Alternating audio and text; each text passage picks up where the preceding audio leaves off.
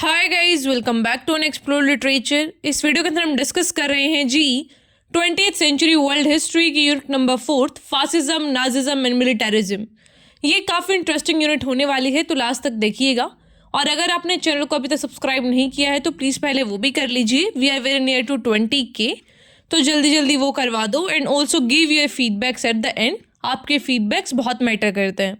Alright, so let's start with the topic now. Let's start with fascism in Italy. तो हुआ क्या कि world war 1 में Italy ने पार्टिसिपेट करा। उसके बाद बहुत ज़्यादा इकोनॉमिक हार्डशिप्स, महंगाई बहुत ज़्यादा हुई, एम्प्लॉयमेंट था जो वो कम हो गया, अनएम्प्लॉयमेंट ज़्यादा फैल गया था, सोशल अनरेस्ट आ गया। तो इस तरीके से हुआ ये सब। ऑल्दो जो इटली था वो विनिंग साइड पे था, लेकिन स्टिल इटली को बहुत सारी प्रॉब्लम्स फेस करनी पड़ी। उसके बाद हुआ ट्रीटी ऑफ वर्सेल्स। उसके होने के बाद भी इटली को कुछ ज़्यादा गेन्स नहीं मिले। तो पॉलिटिकल और सोशल इंस्टेबिलिटी फैली रही, क्योंकि वीक गवर्नमेंट थी, लेबर स्ट्राइक्स चलती रही, पीजेंट्स अपराइजिंग्स होते रहे। बिकॉज वॉर से किसी का भला थोड़ी होता है। लोगों का बहुत सारा वहाँ पे मौत हुई, लोगों की, people lost their everything, their belongings, उनका जो भी था उनके पास वो सब उन्होंने लॉस कर दिया। ठीक है, सारा इकोनॉमी था जो उनका हिल गया, पूरी अनएम्प्लॉयमेंट फैल गई। तो इस वजह से फिर प्रॉब्लम्स काफ़ी स्टार्ट हुई इटली के अंदर। तो उसके बाद जब ये सारी प्रॉब्लम्स चल रही थी तो फासिस्ट मूवमेंट्स और मुसोलिनी का राइज हुआ। तो बेनिटो मुसोलिनी की अगर हम बात करें तो वो एक फॉर्मर सोशलिस्ट जर्नलिस्ट थे और इन्होंने फाउंड करा फासिसी इटालियना डी कॉम्बिटिमेंटो, दैट इज पार्टी जिसको हम बोल सकते हैं इटालियन कॉम्बैट स्क्वाड 1919 में, जो लेटर बनी national fascist party. He capitalized on disillusionment with the existing government and promised to restore national pride, order and strength. तो मसोलिनी ने ये प्रॉमिस करा एग्जिस्टिंग गवर्नमेंट को कि भाई आप मुझे थोड़ा सा विश्वास रखिए आप मेरे ऊपर, हम सारा जो नेशनल अपना प्राइड है, ऑर्डर है, स्ट्रेंथ है, वो वापस से गेन कर लेंगे। तो यहाँ पे बहुत सारा यूज़ ऑफ वायलेंस हुआ। मसोलिनी ने फासिस्ट जो फोर्सेस हैं उनका यूज़ करा, अटैक करा पॉलिटिकल ओपोनेंट्स को, सोशलिस्ट को, कम्युनिस्ट को, एनार्किस्ट को, और इसने बहुत ज़्यादा अपना जो इन्फ्लुएंस है वो इस्टेब्लिश कर लिया।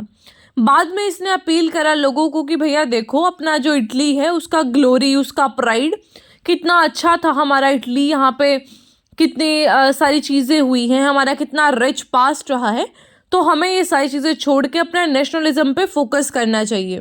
तो इन्होंने एग्रेसिव नेशनलिज्म को प्रमोट करा। फिर अक्टूबर 1922 में मुसोलिनी और उनके फॉलोअर्स ने मार्च करा रोम पे, a show of force that ultimately led to King Victor Emmanuel III appointing Mussolini as PM। तो यहाँ पे इन्होंने अपना फोर्स शो करा कि भाई ठीक है, I have that particular power, लोग मेरे से इन्फ्लुएंस्ड हैं। तो किंग जो विक्टर थे इमैनुअल III, उन्होंने मुसोलिनी को अपना PM अपॉइंट कर लिया। Despite the fascists not having a majority in parliament, despite the fact कि उनका कोई majority नहीं था पार्लियामेंट में, still he got this PM का पोजीशन। जो किंग का जो पूरा डिसीजन था to appoint him was driven by fear of civil war, कि भाई अगर इसकी बात नहीं मानी तो स्टेबिलिटी बिल्कुल भी नहीं आएगी, क्योंकि इनके पास है बहुत सारा लोगों का ऐसा support, people are believing him now. तो इसलिए जहाँ पे लोग होते हैं ना, जहाँ पे लोगों का सपोर्ट होता है, आप उस आदमी को, उस फोर्स को कभी भी नहीं हरा सकते हैं। तो इसलिए किंग ने फिर इसको अपॉइंट कर लिया। Mussolini success in Italy inspired other countries, particularly Germany में जो हिटलर थे उनको भी इन्होंने इंस्पायर करा 1930s में जो पावर में आए। तो जब एक देश में ऐसा इस तरीके से कोई राइज करता है पावर में, तो और देशों को भी काफ़ी मोटिवेशन मिलता है कि भाई हाँ, we should also do something now. तो इसी तरीके से हिटलर का भी राइज हुआ। एंड बाय मिड 1920s जो मुसोलिनी है उन्होंने एस्टेब्लिश कर लिया खुद को as a supreme leader of Italy. इन्होंने पूरा अपना फासिज्म वाली जो आइडियोलॉजी है उसको भी फैला दिया पूरे इटली के अंदर। उनका जो रजीम है would last until the allied liberation of Italy in 1943। Although Mussolini was briefly restored to power by Nazi Germany before being captured and executed in 1945, तो इनको फिर लास्ट में कैप्चर और एग्जीक्यूट किया गया 1945 के अंदर। वैसे तो आई एम एक्सपेक्टिंग कि आपको फासिज्म का मतलब पता होगा, लेकिन स्टिल अगर नहीं पता तो फासिज्म का मतलब होता है अल्ट्रा नेशनलिज्म, मतलब आप नेशनलिज्म पे इतना फोकस कर दो कि आप डिक्टेटर ही बन जाओ बिल्कुल। आपने वो बोला तो ये कि मैं इन लोगों के लिए कर रहा हूँ, उन लोगों के लिए कर रहा हूँ, अपने देश के लिए कर रहा हूँ मैं ये सब, लेकिन स्टिल आपके अंदर एक वो डिक्टेटर वाली चीज़ आ जाए कि मैं as a one person rule करूँगा, मेरे अकॉर्डिंग चलेगा सब कुछ, तो that is fascism. Now the second country is Germany. Nazism in Germany का अगर हम रेफरेंस लेते हैं तो इसका मतलब है एक आइडियोलॉजी या फिर एक पॉलिटिकल मूवमेंट जो कि लीड करा था nationalist socialist German workers party NSDAP ने, जिसके हेड थे Adolf Hitler, which ruled Germany from 1933 to 1945। इस टाइम पे काफ़ी रेसिस्ट और अथॉरिटेरियन रेजीम थी, एक्सट्रीम नेशनलिज्म था, एंटी सेमिटिज्म था, एक्सपेंशन ऑफ जर्मन टेरिटरी की ये बात करते थे। तो इन्होंने क्रिएट करा एक टोटलिटेरियन स्टेट जहाँ पे बहुत सारे जिनोसाइड हुआ ज्यूज़ का, सम 6 मिलियन ज्यूज़ वर एग्जीक्यूटेड। तो इस तरीके से और सारी जो पॉलिटिकल माइनॉरिटीज़ थे उनको भी इन्होंने एग्जीक्यूट करा, अपने अपोनेंट्स को ख़त्म करने की इन्होंने कोशिश करी। इसको पॉपुलरली हम बोलते हैं हॉलोकॉस्ट। ठीक है, तो ज्यूज़ के बारे में तो आपको पता ही होगा, you would have read that diary of Anne Frank, diary of a young girl, Anne Frank जो वाली है, आपने उसमें भी देखा होगा कि किस तरीके से उनको टॉर्चर किया जाता था, हाउ दे वर आज टू स्टे घर के अंदर ही विद दैट येलो स्टार। तो बहुत सारी प्रॉब्लम्स फेस करी हैं ज्यूज़ ने एज अ माइनॉरिटी। की एस्पेक्ट की बात करें नाजिज्म की, कि नाजिज्म में होता क्या है, तो एंटी सेमिटिज्म होता है। जो नाजीज़ हैं वो कंसीडर करते हैं ज्यूज़ को कि ये हमारे रेशियल एनिमी है, इनके साथ हमारी रेस मिक्स नहीं होनी चाहिए, because we are the pure breed और ये लोग ख़राब हैं, हमें अपना जो है रेस का प्योरिटी मेंटेन करना है। टोटलिटेरियनिज्म, यहाँ पे बात करते हैं कि भाई एलिमिनेट करो पॉलिटिकल अपोजिशन को, हमारी ही चलेगी, एक पार्टी का रूल चलेगा। रेशियल आइडियोलॉजीज़ की जो आर्यंस हैं वो प्योर हैं, बाकी सब क्या है वो ख़राब ब्रीड है और उनको हमें इंटरमिंगल नहीं होने देना है हमारे साथ। Then the fourth aspect is expansionism, कि भाई हमें जो अपनी टेरिटरी है उसको काफ़ी ज़्यादा बढ़ाना है, जितना हो सके इन्वेजन करना है अपने पड़ोसी राज्यों पर। फिर आता है मिलिटरिज्म। मिलिटरिज्म का मतलब है यहाँ पे कि आप अपना जो मिलिट्री एग्रेशन है वो शो करेंगे ताकि आप अपने गोल्स को, अपने कॉन्क्वेस्ट को पूरा कर सकें। जो कोलैप्स है नाजी रजीम का वो हुआ 1945 में, जहाँ पे जर्मनी को डिफीट किया गया वर्ल्ड वॉर सेकेंड में, और फिर सुसाइड कर लिया था एडोल्फ हिटलर ने इन हिज बर्लिन बंकर। जो कॉन्सिक्वेंसेस थे नाजिज्म के वो काफ़ी कैटास्ट्रॉफिक थे, क्योंकि बहुत सारे सब millions of people died, cities were destroyed और यूरोप को बिल्कुल उन्होंने रुइंस में ला दिया था। Then the next country is Japan. तो rise of militarism in Japan की अगर हम बात करें तो ये काफ़ी कॉम्प्लेक्स प्रोसेस था, जिसमें पॉलिटिकल, इकोनॉमिक और सोशल फैक्टर्स ने भी रोल प्ले करा। It culminated in aggressive expansionist policies that led to Japan's involvement in world war second. इसकी वजह से ही जापान का इन्वॉल्वमेंट हुआ था वर्ल्ड वॉर सेकेंड में, क्योंकि इसकी बहुत ज़्यादा एग्रेसिव एक्सपेंशनिस्ट पॉलिसीज थी। इसको ये था कि हर जगह की टेरिटरीज को अपने अंदर ले लो। तो यहाँ पे मेजी रिस्टोरेशन हुआ 1868 में, मॉडर्नाइजेशन के साथ ये सारी चीज़ें लेके आया फिर, क्योंकि पहले जो जापान था वहाँ पे फ्यूडल सोसाइटी थी, बाद में इंडस्ट्रीज़ का डेवलपमेंट हुआ और पूरा जो वेस्टर्न पावर है इन्होंने उसको कैचअप करने की कोशिश की। फिर आता है रूसो जापानीज वॉर 1904 से 1905 तक। जापान का विक्ट्री हुआ रशिया के ओवर, एंड ये काफ़ी टर्निंग पॉइंट था। इससे ये शो हुआ कि कितना मिलिट्रली एडवांस है जापान। फिर उसकी जो नेशनल प्राइड है वो भी काफ़ी वर्ल्ड स्टेज पे बूस्टेड हुई। जो विक्ट्री है also establish Japan as a regional power, fostering a belief in Japan's military superiority. मैंने आपको पहले ही बताया कि जब आप एक कितने बड़े लेवल पे जीतते हैं, वो भी इतने बड़े नेशन के खिलाफ, तो फिर आपको एक बताने की ज़रूरत नहीं पड़ती किसी को कि हमारे मिलिट्री कितना स्ट्रांग है, वो दिख जाता है कि हाँ कितना तगड़ा तुमने मुकाबला करा है। Then is economic pressure and expansionism.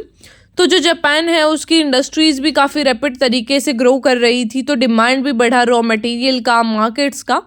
जैसे जैसे पॉपुलेशन बढ़ा तो फिर इकॉनमी में और ज़्यादा ट्रेड की जो डिपेंडेंस है वो बढ़ी। इस तरीके से जो जापान ने अपना इन्फ्लुएंस है वो एक्सपेंड करना स्टार्ट करा ईस्ट एशिया में, मंचूरिया में, कोरिया एंड चाइना में। फिर उसके बाद आता है rise of ultra nationalism and militaristic ideology. तो जापान के अंदर ये अल्ट्रा नेशनलिज्म आया अर्ली 20th सेंचुरी में, जहाँ पे एक ये चीज़ आया कि भाई we as the people of Japan, हमें अपना जो नेशनलिज्म है उसको सुप्रीम रखना है। और यहाँ पे डिवाइन डेस्टिनी की भी बात की कि भाई जो जापान है उसको हम लीडर ऑफ एशिया बनाएंगे।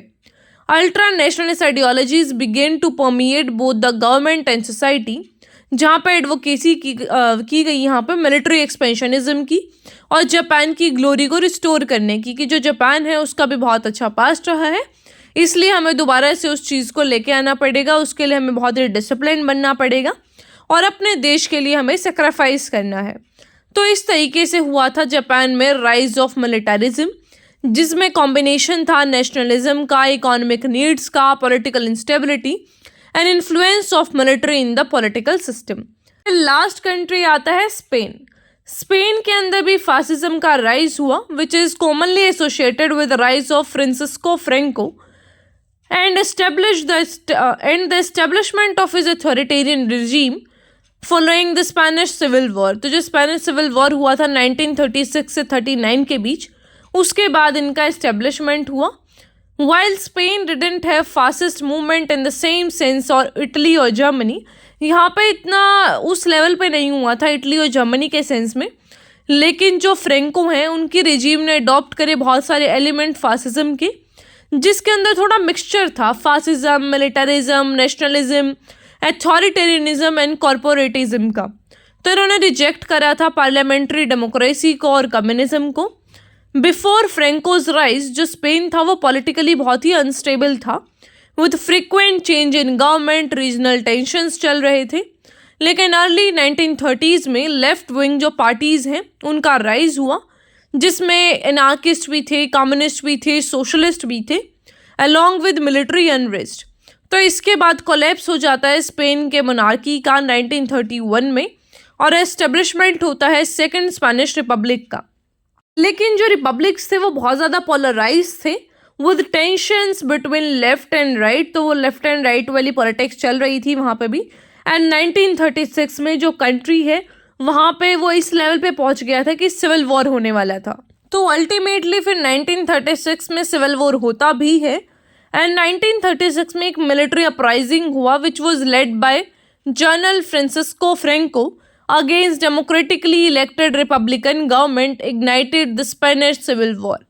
तो इन्होंने पूरा मूवमेंट लीड किया मिलिट्री अपराइजिंग का against the democratically elected government, जिसको हम स्पेनिश सिविल वॉर बोलते हैं। जो रिवेलियन था उसने सपोर्ट लिया फासिस्ट ग्रुप से, मोनार्किस्ट से, कंजर्वेटिव्स थे।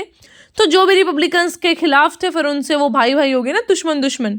तो इस तरीके से इन्होंने पूरा मूवमेंट लीड करा against the republicans. Despite initial military setback, जो फ्रेंकोज नेशनलिस्ट फोर्सेस थे, they gradually gain the upper hand and with Nazis Germany का सपोर्ट और फासिस्ट इटली का सपोर्ट इन्होंने डिफीट कर दिया था रिपब्लिकन्स को 1939 में। तो इस तरीके से पूरा चला, कहीं पे फासिज्म, कहीं पे नाजिज्म, कहीं पे मिलिटरिज्म। जापान के अंदर था बेसिकली मिलिटरिज्म। तो ये सारे टर्म्स भी आपके आ सकते हैं कि क्या होता है ये। क्वेश्चन पता कैसे आएगा, क्वेश्चन में be like what is fascism and explain with example. तो आप इटली का एग्जाम्पल लेके, स्पेन का एग्जाम्पल लेके आप समझाएंगे कि क्या कहाँ पे कैसे हुआ था और फासिज्म होता क्या है। आपको एक प्रॉपर डेफिनेशन देना है, फिर एग्जाम्पल से इस्टेब्लिश करना है कि ये था मेरा फासिज्म जो मैंने डेफिनेशन में बताया। All right, so this is the approach. I hope आपको समझ आया होगा। फिर भी कोई क्वेरी क्वेश्चन रहता है तो वो आप पूछ लीजिएगा, आई विल आंसर दैट। सिर्फ एक यूनिट बचा है and I expect from you people कि आप थोड़ा सा अपना रिस्पॉन्स शो करेंगे। रिस्पॉन्स आप लोगों का बहुत कम रहता है, तो थोड़ा सा एंगेजमेंट दिखाया करो, गिव योर फीडबैक्स। अच्छा लगा तो अच्छा बताओ, अगर कोई स्कोप है इम्प्रूवमेंट का तो वो भी बता दो। We are open to both the ends, अच्छा बुरा भला जैसा भी। Tell us that. डेमोक्रेटिकली हम सारी चीज़ों को सुनेंगे, एवरीथिंग विल बी एक्सेप्टेड है, ठीक है, लेकिन वो थोड़ा डिसेंसी मेंटेन करके, ठीक है। इट्स एजुकेशनल चैनल, तो एक दूसरे को भी आपको ऐसे ही अगर किसी का कुछ डाउट आता है तो आप आराम से उसको बताइए, अगर आपको आता है तो कोई भी question. It should be a healthy learning environment. All right, so that's it about this video. I hope आपको समझ आया होगा। फिर भी कोई प्रॉब्लम रहती है तो पूछ लेना, आई विल आंसर दैट। और मिलते हैं फिर नेक्स्ट वीडियो में। Bye bye.